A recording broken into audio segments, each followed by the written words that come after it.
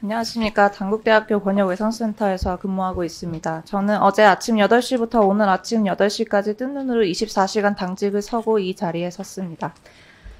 외상센터의 현재를 간략히 설명드리겠습니다. 권역외상센터는 2014년부터 전국을 17개의 권역으로 나누어 관할 권역 내에서 발생한 중증 외상센터 환자의 최종 치료를 위해 설립됐습니다.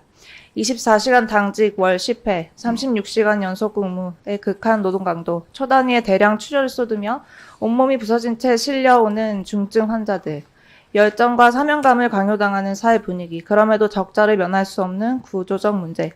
현실이 이렇다 보니 저희 단국대학교 외상센터에는 2020년 제가 입사한 이래 단 한 명의 후배 의사도 들어오지 않았습니다. 다른 센터의 상황도 마찬가지이므로 17개의 권역외상센터 중 기준을 충족하며 제 기능을 다하고 있는 기관은 상위 몇 개 기관뿐, 나머지 중증 외상 최종 치료의 역량을 상실한 지 오래입니다. 바로 어젯밤에 일어난 일을 하나 말씀드리겠습니다. 30대 남성이 오토바이 사고로 다발성 손상을 입었습니다. 사고 발생 지역에서 저희 병원보다 가까운 외상센터가 2곳이 더 있었습니다. 모두 인력 부족으로 특정과 진료가 불가능하다고 통보되었고 지역명 거론하지 않겠습니다. 혈압이 60 정도밖에 되지 않아 이송도 중 환자가 잘못된 확률이 높았으나 무리해서 수용할 수밖에 없었습니다.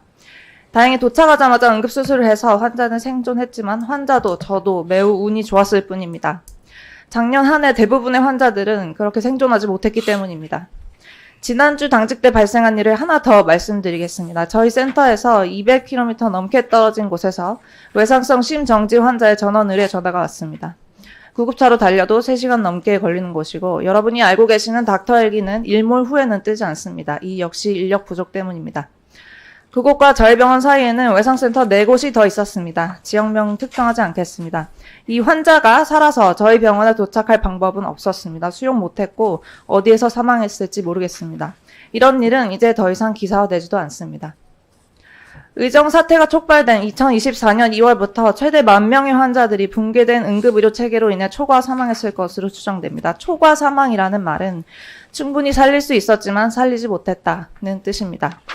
전국에 수천억을 들여 외상센터를 세우고 중증 외상 사망률을 개선하는 데는 10년이 넘게 걸렸지만 다시 예전 수준으로 회귀하는 데는 6개월도 걸리지 않았습니다.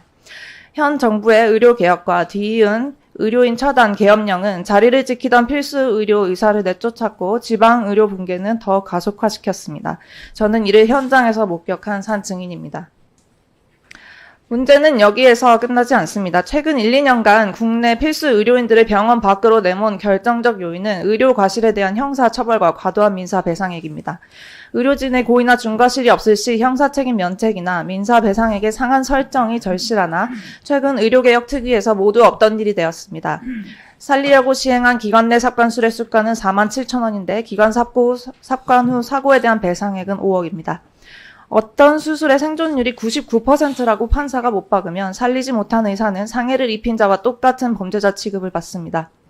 의료 행위에 대한 민형사 소송을 남발하는 사회적 분위기 속에서 의사들은 더 이상 생명을 다루는 분야에 종사할 이유가 없어졌습니다. 이에 젊은 의사들은 더 이상 수련을 받지 않기로 한 것뿐입니다.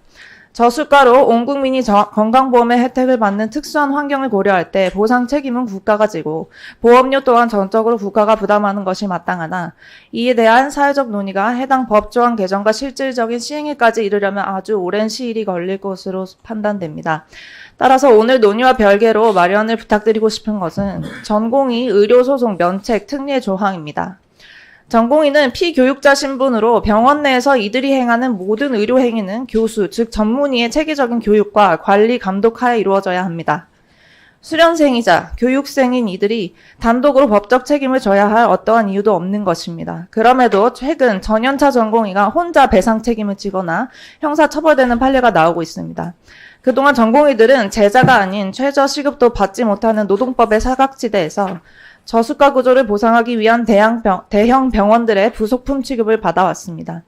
한 달에 월급 몇 푼 더 주고 근무 시간 몇 시간 줄여주는 것으로는 이 나라에서 수련받기를 완전히 포기한 전공의들을 설득할 수 없습니다. 의료사고 교수 책임제 특례 조항 만들어주십시오. 그러나 교수들 또한 벼랑 끝에 서 있습니다. 전문의 숫자가 현저히 부족한 상태에서 원가 이하의 수가로 식당과 장례식장을 넘어서는 매출을 만들기 위해서는 중간 착취자가 될 수밖에 없었습니다. 교육자로서 제자를 육성하는 데 헌신할 수 없는 그런 구조 개선되어야 합니다. 1년의 의정 사태를 겪고 난 현 시점에서 대학병원에 남아있는 교수들은 제가 볼 때 오로지 두 부류로 분류됩니다. 곧 나갈 교수와 아직 나갈 곳을 찾지 못한 교수. 150여 명의 임상교수가 근무하는 저희 병원의 작년 한 해 퇴사자는 24명으로 전년도 동일 기간보다 3배 늘어났습니다. 의대생 증원 과정에서 정작 교육의 주체인 저희 의대 교수들의 항변은 묵살당했습니다. 아카데미아 정신을 저버리고 경영의 논리에 굴복한 각 대학의 총장들만 여기에 앞장섰고 동조했을 뿐입니다. 동료들은 지금도 떠나가고 있고 여전히 냉난방이 되지 않는 교수실에서 잠을 자야 하며 학생 한 명당 한 평도 할애할 수 없는 교육과 실습의 환경은 개선되지 않았습니다. 새로운 교실을 짓는다더니 땅조차 마련되지 않았습니다. 그러면서 당장 올해 7,500명의 학생을 받으라고 합니다. 원천적으로 불가합니다. 이에 법안 상정 시 반드시 2026년을 예외적인 의대생 선발 안식년으로 정하여 전격적으로 정원을 재조정해 주실 것을 간곡히 호소드리는 바입니다. 우리 사회는 중증 외상센터에 신체가 잘리고 으깨진 채 이송되는 환자들에게 많은 빚을 지고 있습니다. 건설 현장이나 산업체, 농경지에서 위험하고 굳은 일을 도맡아 오던 이들이 다수이기 때문입니다. 음주운전, 묻지마 살해 등 국가가 규범으로서 예방하고 막아줘야만 하는 사고도 매해 줄지 않고 반복되는 것을 저는 목도해왔습니다. 지방, 필수 의료를 재건하기 위해서는 생명을 구하는 의사들이 마음껏 생명을 구하게 해주는 환경을 조성하는 것이 우선입니다. 필수 의료 패키지와 의대생 증원 정책은 실패했습니다. 지난 1년간 국민들의 조기암은 말기암이 되어서야 발견되었고 지방에서 중증 외상으로 다친 사람들은 전국을 헤매다 길바닥에서 사망했습니다. 오늘 의료인력 추계위 법안에 대한 논의의 장을 열어주신 데 감사와 경의를 표하는 바이나 멸종 위기에 처한 필수 의료진으로서 이들을 구하기 위해 남은 골든아워는 이미 다 소진되어 버렸기 때문에 현장에서 일하는 제게 오늘 이곳에서의 논의는 실은 매우 공허하게 느껴집니다. 중증외상센터 드라마를 보면서 저는 2번 울었습니다. 한 번은 삭감과 적자 소송 때문에 치료에만 전념할 수 없는 상황에서도 환자 살리겠다고 뛰고 또 뛰는 모습이 저와 제 동료들 같았습니다.